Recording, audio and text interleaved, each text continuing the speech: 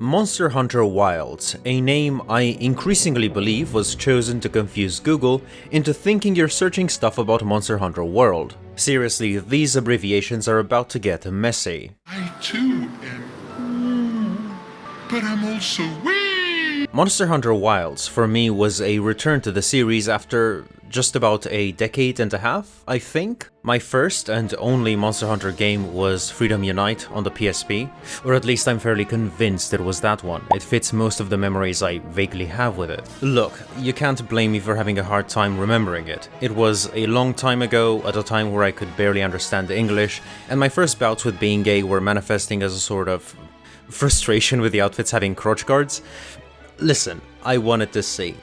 Horny teenagers, mama. Horny teenagers. But Freedom Unite was actually critical in my formative years as a young gamer. Looking back, it was my first pronounced interaction with the idea of the gameplay loop. You hunt a monster, you carve it for parts, you make equipment out of it, you choose another monster to hunt, and so on and so forth. The monsters get tougher, your equipment gets better, etc, etc.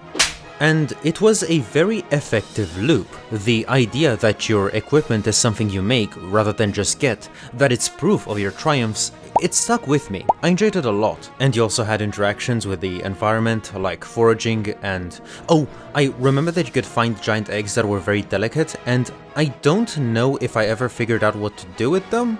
I think I tried to bring them back to the starting point, but I honestly can't remember. But you can probably tell that I was somewhat marked by this introduction to the idea of a gameplay loop, as well as an interactive environment. So, long story short, I wanted to play Wilds, someone I knew also wanted to play Wilds, so we got together and played Wilds. And we had a good time. I would overall rank it positively. Although, I will say, it is amazing how your brain blocks some negative things when you're having fun with friends. I mean, if we wanted to read the doll, we absolutely could. Navigating its online functionalities was an unintuitive mess, and I do want to stress that I appreciate fully the fact that they made the series cross-platform with Wilds, especially when there are studios with far more success and critical acclaim, but are still too lazy to do it. I won't name any names. I will put them on screen, however. But if you put in the effort to make it, baby, let's make it make sense. If you have to spend 30 minutes to figure out how to play with a friend, Miss Ma'am, go home. Take a sip. Seriously, the community came up with guides as to how to navigate its online functionality, and this should not happen. Case closed. The introduction to the game's bajillion weapon types is still very messy, and they've been doing this since forever, so there's no excuse. The maps, from a navigational design perspective, are insanely bad, so much so that they had to make traveling work on autopilot, and the game got review bombed because the community got fed up with its poor performance 4 months after release? I mean, granted, better late than never, but girl, get it together. Either way, they do have a point. The game runs worse than Dragon's Dogma 2 and looks even worse. But the one thing neither I nor my friend could ignore was the story. At every single turn, the narrative wasted our time with something we felt added nothing to our experience. And this brings me to the, let's say, thesis of this video. Not every game needs a story, at least not in the way you think. Let's ask ourselves, what exactly is a story in the context of video games? I know this sounds rather nebulous, but if you think about it, stories in the video game medium can take many shapes. They can be pieces of text, things that happen in the background, things that are implied, events that happened ages ago, all the way through experiences that use storytelling as the or one of the main aspects of their experience. The point that I'm trying to make here is that there aren't just many ways to tell a story, but they can also assume different levels of focus within a game's design. It's not like a movie or series where a narrative is instrumental. You can do lots of things depending on your creativity and what you want to achieve. But what I think we can all agree on is that a story needs to have a purpose, regardless of whether its scope is big or small, though arguably more so when it's big. This is where Wilds fumbles a lot. Now, what is Monster Hunter about? Well, it's about hunting monsters. It's genuinely one of the most self-explanatory names in the entire gaming industry. And as I look back on my memories with Freedom Unite, that premise is kept very concise, especially in the subject we're talking about today, which is the story itself. There isn't much there in this respect, just characters that tell you how things work, and notices about monsters being dangerous and could you go hunt them please. While this might seem underwhelming, I'd argue that this is actually quite ideal. This is a game about hunting monsters, and the limited narrative it has gives you a contextual reason to do so without taking away focus. It's not there to grow characters or to tell you tales, and that is crucial. The creators knew why you were playing their game, so they allowed the spotlight to go on the monsters they designed and its gameplay loop. Excellent, and I'm not saying that just because it's something that stuck with me for years, but because this series has been a staple in the gaming environment for decades at this point. Clearly, they were doing something right. Fast forward to Wilds, and the story... girl. You know that idiom about having your fingers in a lot of pies? Monster Hunter Wilds fingers a lot of pies with its story. It's a, let's put it generously, a coming-of-age story in a sense. It tries to add world building through the settlements and cultures you encounter in these new lands. It takes on themes of environmentalism, it takes a left-field dip into sci-fi territory. It's a lot, and it really takes away from what's meant to be the spotlight here. And in favor of what exactly? Now, this is the part where we will be heading into the story, so if you still want to play it on your own, just know that there will be spoilers. Although, I'll be honest, I don't think you'd be losing much. I mean, the entire premise of this video is that you can take it all out and you'd have the same experience. Or, frankly, an even better one if you're, say, a content creator and don't want to waste valuable memory storage with this shit. So, the premise this time around is that you are part of a group of explorers working for the guild, and your task is to aid surveying efforts as well as helping a young boy return to his village. Very early on, the game makes it clear that you will be burdened with a homosexual's worst nightmare: babysitting. This is when we see firsthand a betrayal of the original premise that made Monster Hunter what it is today. No longer is the focus of the game these monsters, instead it's about the biomes we find them in. Your primary purpose isn't helping villages anymore, it's about you helping Nata return to his home, and helping him outgrow his trauma after seeing the Arkveld attack it. The Arkveld, by the way, is the game's flagship monster. Each Monster Hunter game has a monster that is kind of like a mascot, and the Arkveld is really cool. It's massive, it has these chains intertwined with its huge wings, it has a visual identity that is very fierce. But the one thing I can't get over is how it sounds like a Dutch village.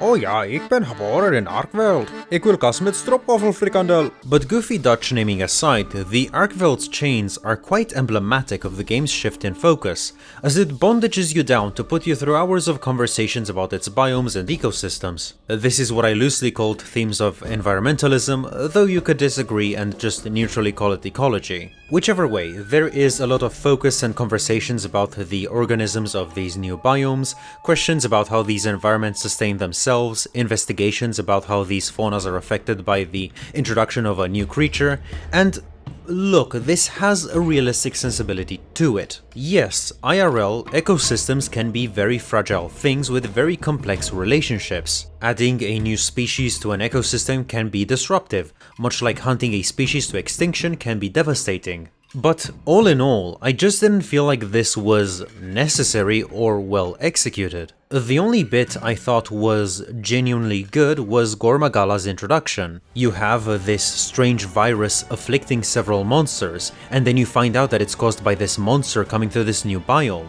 And that is really cool because it mirrors things in real life, like when the Europeans came to America in the 15th century, bringing diseases against which the natives were particularly vulnerable. The Eurogays were slaying, girl, with diseases. This is cool. Not for the natives, of course, but this case is a great example of synergy between the narrative and how it's represented in gameplay. More of that, please. Oh no, what do you mean is the only example? This is my problem with this theme specifically, how in the scope of the game, it doesn't matter. And if you're going to dedicate so much time to it, why not make it matter? This series is in the unique position to explore such aspects in congruence with its gameplay, but it doesn't. Here's an example. One of the most idiotic things about Wilds, in my opinion of course, is how you can fast travel anywhere, open the map, and see where every single monster is in real time. This is stupid for obvious reasons. So what if instead you would know which monsters are present in that environment, just not where? You could search for them, or the game could use its ecological subtext to say, establish a food chain with monsters preying on specific endemic life. Endemic life that you could use to set up traps to lure them out of hiding, make them come to you, maybe even lace it with things to poison them to give you some sort of advantage. There are many ways you could spin this to make interesting hunting mechanics is what I'm trying to get at. Something a lot deeper than providing world building that does nothing for gameplay.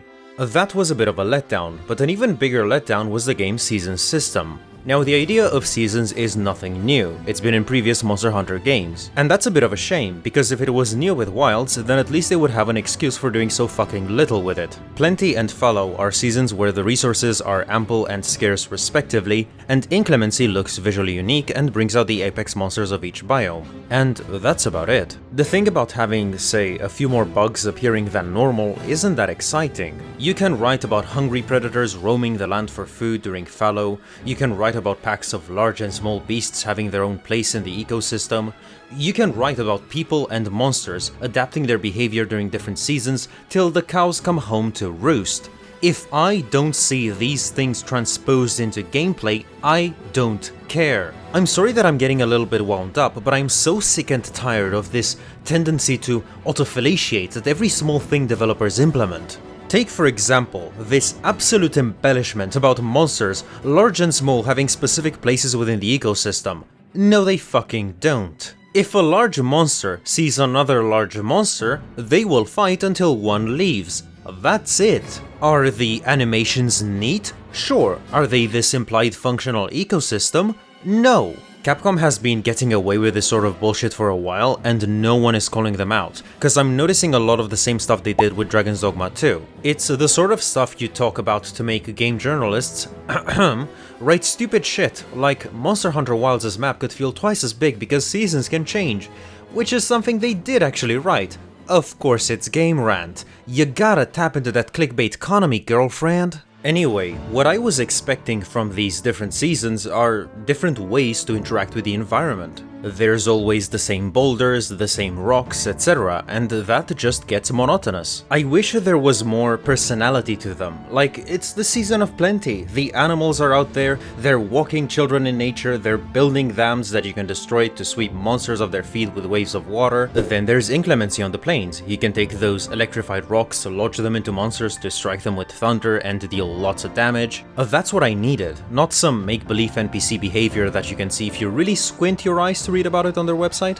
Anyway, the themes of ecology and environmentalism were an absolute flop. I found them very unconvincing, and I gotta say, I didn't really like the entire "the guild authorizes you to hunt this monster" gig. It's a bit silly because I guess the rationale is not to poach or hunt something to extinction, but in gameplay you can literally hunt any monster you see, so it doesn't really work. But also, if I'm not authorized to hunt a monster, Miss Girl, what are you gonna do about it? Like, this entire thing is a progression system that doesn't work because 1, if you don't want me to hunt something, you can just not put it on the map yet, and 2, if you put it, there's nothing you can do to stop me from hunting it, so then why make it spawn in the first place? I know for a fact that I did hunt a monster I was not authorized to hunt. I don't think I recorded that specific footage, but the only thing I was not able to do is call for help through an SOS flare. I hunted that monster all the same, so in the end it's just a piece of contextualization that doesn't really work. Let's now return to Nata, because while surveying the Forbidden Lands serves to build up the world, Nata's story offers narrative progression.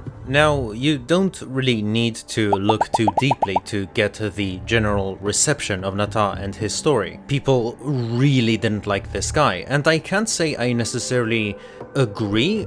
Well, that's a lie, I found him very irritating, but I didn't have that much of a issue with the rationale behind it. It makes sense, he's a kid, he is traumatized, and the reason I say it's in essence a coming-of-age story is because he has to overcome all of that and realize that these creatures, while very dangerous, are simply fighting to survive. The issue here is that there is a lot of time dedicated to this sort of story that you don't really play Monster Hunter for, and the realization itself is quite benign. Of course, these monsters are just animals trying to survive. It's not that deep. This is where the disconnect starts to show. Monster Hunter has always thrived on a kind of primal simplicity. Giant beast shows up, you bring it down, then an even more dangerous beast shows up, and so on and so forth. That's the, let's say, momentum the game thrives on. The drama, so to speak, comes from the hunt itself and the increasing sense of danger, not from a character's personal epiphany about the moral ambiguity of being a monster.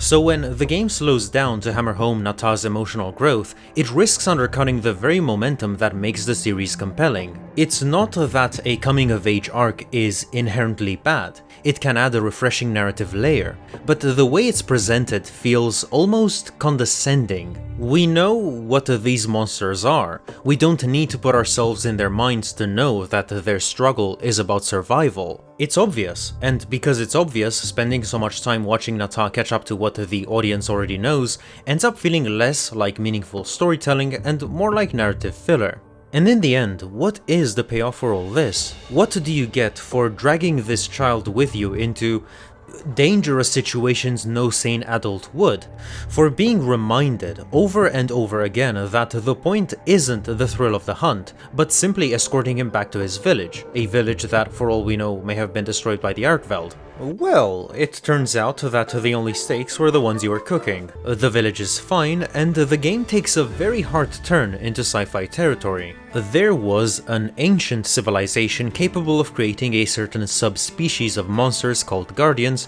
to serve their needs. You see, because it's subspecies, like submissive. Now, if you're wondering what needs exactly, bitch, me too.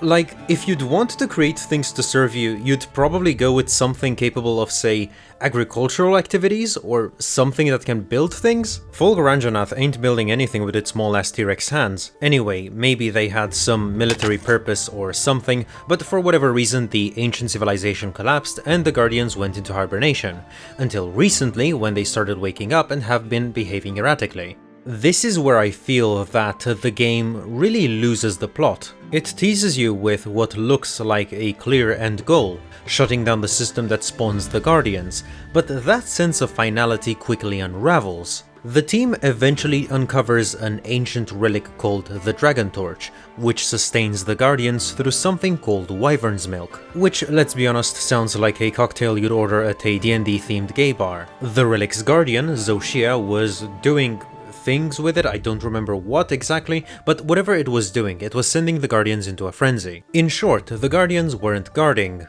Naturally, you'd think the obvious solution is to shut the Dragon Torch down. But here's the twist, the Dragon Torch also sustains every environment you've explored so far. Switch it off and those vibrant worlds turn into barren wastelands. And then you'd have an immigration crisis because humans and monsters and whatever these things are would need to relocate. And then somewhere down the line you'd get Monster Hunter Maga. They're eating the dogs, they're eating the woodwoods. But if you leave it on, Zoshia regenerates after every defeat while the Guardians keep on multiplying.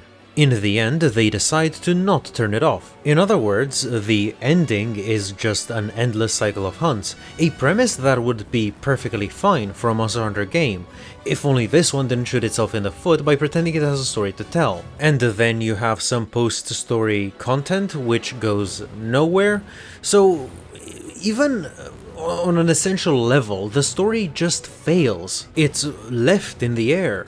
Also, can I just say, the Arkveld is so incredibly mistreated as a flagship monster by this game? Story-wise, it's not even the biggest threat, because after it you have Zoshia and then Gore Magala, and in gameplay Gore Magala is the toughest fight by a country mile. I mean, they added 9-star monsters, and while I was crown hunting I had absolutely no problem with all of them.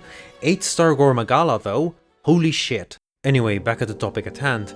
In the end, I think we take the idea of a story for granted. We expect a narrative almost instinctively because that's what countless games have conditioned us to expect. But what we ultimately need to understand is that the concept of a story is just one of many tools we have in the all-encompassing toolbox that is game design. There is a certain degree to which we can use it, there are many ways in which we can use it, or we can choose not to use it at all, and I think all of these are valid. It all depends on what you want to make. So, before we conclude, I thought we could take some minutes to take a look at some successful games that handle the idea of narratives differently than what we'd traditionally expect. Helldivers 2 is a great example. It avoids a common trap many live service games fall into, which is developing a high-fidelity story that takes a lot of time and resources that does nothing for the gameplay. This is not to say that Helldivers doesn't have a story. It does, but only in the form of war reports and orders. That creates a narrative that is easier to maintain and also cheaper, and ultimately enables them to focus on gameplay first, which is what matters for a live service. It manages to create an air of it's us versus them that is very effective, and that's really all the motivation you need to get out there and spread some democracy, diva. I say work it, hunty! Valve as a publisher has many successful multiplayer games like Counter-Strike, Team Fortress 2 and Dota, none of which give into traditional storytelling, opting instead for something more subtle such as light character dialogue or storylines told through external media. That would be your mother. Recently, I've played quite a bit of Outlast Trials, a horror game with copious amounts of body horror, but also penis, so, you know, it balances it out. And the premise is that you are a test subject undergoing brainwashing through drugs and psychological torture. That's about it in terms of narrative, and from there you choose to undergo whatever trials you want to play, while a few documents are littered about just in case you want to know more about its world. And of course, I would be remiss not to mention Papers, Please, as someone from a country that was under a communist authoritarian regime. This is not to say, by the way, that I lived personally under that regime, but we did learn about it in school, and it was bad. It was horrible. It was horrific. It's honestly wild to see the labels of communist and fascist thrown around in modern politic talk. You all don't know what that means. But yeah, Papers, Please, it's just brilliant how it breaks down the struggle of living within a communist authoritarian regime only by using its gameplay features. This is the beauty of storytelling, and I simply wish Monster Hunter Wilds had leaned into something that felt more true to its own identity. I understand that as a series grows older, there's always the push to innovate, to add new layers, to do more, and the story mode often feels like a natural step forward. Here, however, it just didn't feel like an organic evolution, but more of an idea awkwardly borrowed from trends other games follow. There is nothing within the writing that impressed me, it kept on focusing on all the wrong things, and it was obviously there just to be there. It really undermined the reason I decided to play this game. I know I'm at risk of repeating myself, but the monsters are the highlight, and the highlight are the monsters, and the presence of this story mode made me feel like its creators forgot that. And that's all for this video, and I gotta say, I actually kinda wanna try out World and Rise now that I've been reacquainted with how satisfying it is to hunt big monsters. Or, ooh, even better, I would love a remastered sort of port of Freedom Unite. I actually think that would be amazing. Wouldn't that be super cool? Even if it were to just have those old graphics, I know I would love it. Oh, she is. Hungry girl. But anyway, thanks for watching, like and subscribe to tell the algorithm that my little gay ass is mighty watchable. Actually, it's huge, okay? It's a huge ass. And as always, have a good one.